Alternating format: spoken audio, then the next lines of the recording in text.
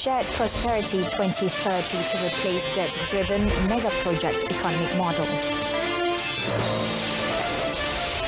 New regulations on fully tinted windows to stay.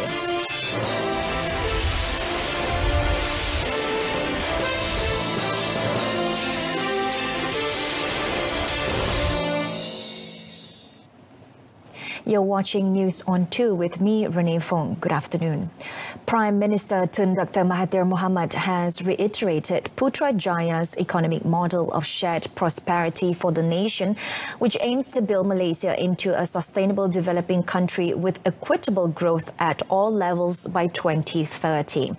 In his special address in conjunction with Pakatan Harapan's first anniversary as federal government, Tun Dr. Mahathir said the economic model will create a sense of harmony and stability for the people in a unified nation that is without prejudice and celebrates the racial and cultural diversity. He said the new model will replace the one that was used in the past decade, which has failed to push Malaysia towards developed nation status as underlined in Vision 2020. Dalam definisi yang ringkas, kemakmuran bersama adalah usaha untuk menjadikan Malaysia sebagai sebuah negara yang terus-menerus membangun secara mampan seiring dengan pengagihan ekonomi yang adil dan inklusif di setiap peringkat nilai, rantaian, nilai, kelas, kaum dan geografi, sehingga mewujudkan rasa keharmonian dan kestabilan di kalangan rakyat menjelang tahun 2030. The Premier added that aside from overcoming wage and wealth gap, the economic model will also introduce a new economic model for all to create a more structured economy that is progressive and hinges on knowledge and values with participation from Malaysians across the board. Additionally, the shared prosperity model will hopefully turn Malaysia into an important economic axis in Asia moving forward. On another note, Tun Dr. Mahathir said specific initiatives for the well-being of fellow settlers, the Indian community and women were also being intensified. Although the government is still not satisfied with efforts to place more women as policy makers, several appointments have shown the government's commitment to this initiative. Buat julung-julung kalinya, Malaysia mendapat timbalan Perdana Menteri Wanita yang pertama. Selain daripada itu, beberapa jawatan penting di dalam Kabinet Malaysia buat pertama kalinya kita baru saja mendapat seorang wanita sebagai Ketua Hakim Negara. Bank Negara Malaysia sekali lagi diterajui oleh seorang wanita. Selain daripada itu, beberapa syarikat berkaitan kerajaan GLCs turut diterajui wanita. Ramai pegawai tinggi kerajaan terdiri daripada wanita. The Premier further noted initiatives to give opportunities to young people to play important roles in policy making are also emphasized, as the government has also appointed a young man as a cabinet member. The Minister said affordable housing was another issue which had gained the government's attention, as evident from the setting up of the National Affordable Housing Council, which brings the work of all related agencies under one roof and is chaired by the Prime Minister. Majlis ini antara lain akan mengambil langkah-langkah membina 1 juta rumah mampu milik dalam masa 2 penggal dan menyelenggarakan satu pengkalan data terbuka rumah mampu milik yang belum terjual untuk mengelak penyembunyian maklumat oleh pemaju ataupun tidak bertanggungjawab. Tun Dr. Mahathir added that he is confident this initiative can build 100,000 affordable houses in 2019. PH government ensured rule of law is enforced. In his speech, Tun Dr. Mahathir also said the Pakatan government has ensured the rule of law was enforced with clear separation of powers between the executive, legislative and the judiciary. The Prime Minister said the pledge to reform draconian and oppressive laws was also ongoing. Pelaksanaan hukum bunuh dihenti sementara meneliti pendapat rakyat yang tidak semuanya bersetuju hukum ini dihapuskan. Demikian juga undang-undang berkenaan berita palsu telah digantung sementara menunggu penghapusan. Media diberi kebebasan sepenuhnya.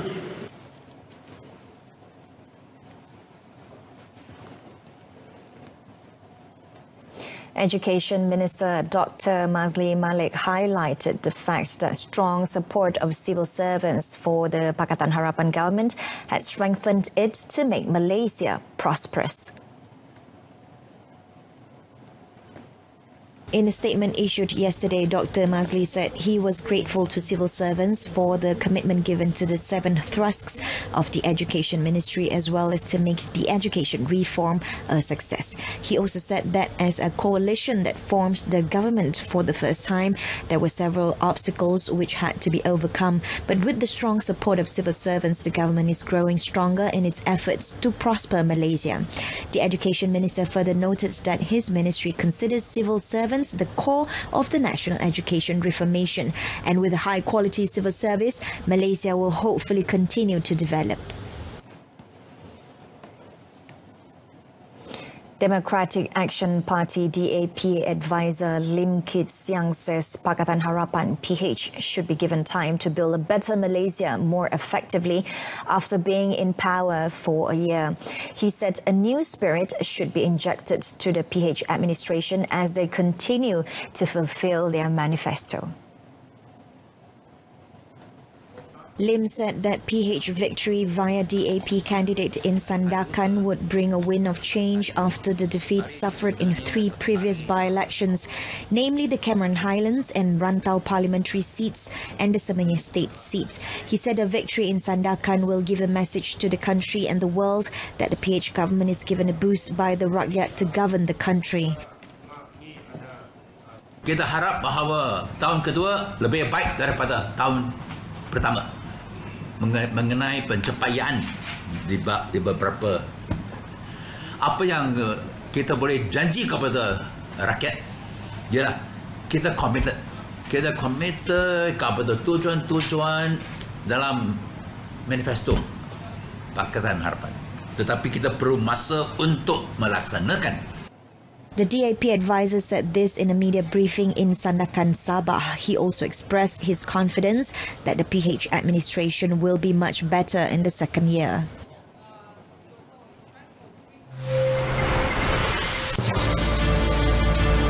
Coming up, SMEs urged to use digital technology to gain cutting edge.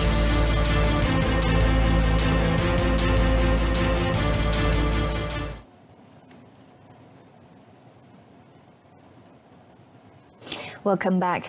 Transport Minister Anthony Loke Siu Fok says his ministry did consider the views of the police before setting a new ruling on tinted rear car windows based on outcome of workshop findings in 2014. He also said the decision to allow fully tinted rear windshield and windows will stay despite protests from various quarters, including the police.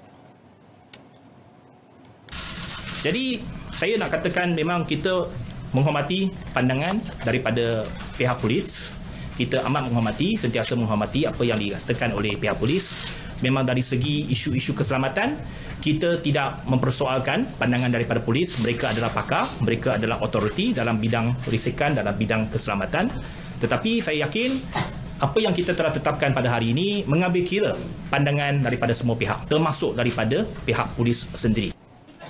He said this during a media briefing at Putrajaya yesterday. The minister further noted that said the Road Transport Department will meet the Federal Traffic Police to discuss how the new ruling will be implemented and to ensure proper coordination between the two agencies. On Tuesday, Lok announced that private vehicle owners may tint their non-driver windows beyond the current visible light transmission VLT limits as long as their vehicles have side mirrors. His ministry will allow owners to fully tint all window with an application fee of 50 ringgit and a biennial fee of 5,000 ringgit upon approval. The updated regulations under the Motor Vehicles Prohibition of Certain Types of Glass 1991 came into force on Tuesday. Small and medium enterprises, SMEs, entrepreneurs are urged to adapt themselves with digital technology in order to prepare themselves for the Industrial Revolution 4.0. International Trade and Industry MITI Minister Dato' Darrell Liking says there are many SME entrepreneurs who are afraid to adapt to new technologies as they fear it may lead to their careers being cut short in the industry.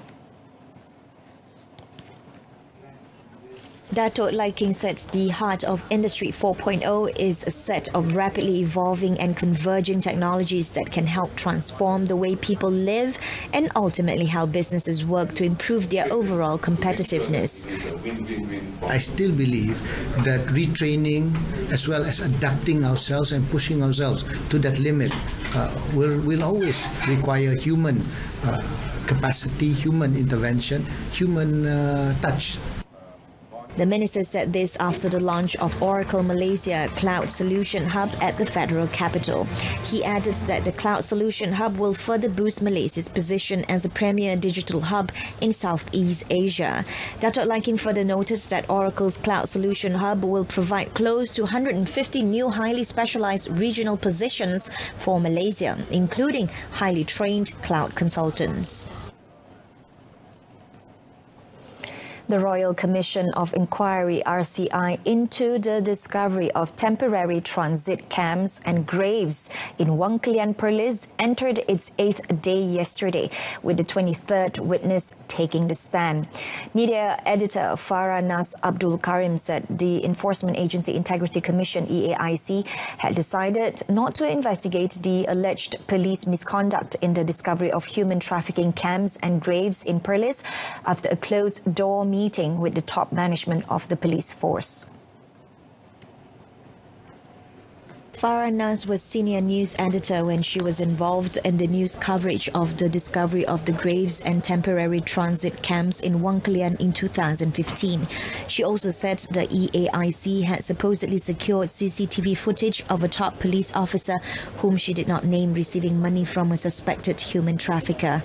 However, she added that this was hearsay as she had not seen the footage herself and was unable to verify it. Beginning 16th April, the RCI, which was set up with the consent of the Yang di-Pertuan Agong on 29th January, was being held at the Home Ministry's Dewan Gemilang in Putrajaya, which had been improvised as a court. In 2015, the nation was shocked with the discovery of 139 graves and 28 human trafficking camps at the peak of Bukit Wang Buma in Wang Kelian, located at the Malaysian-Thai border.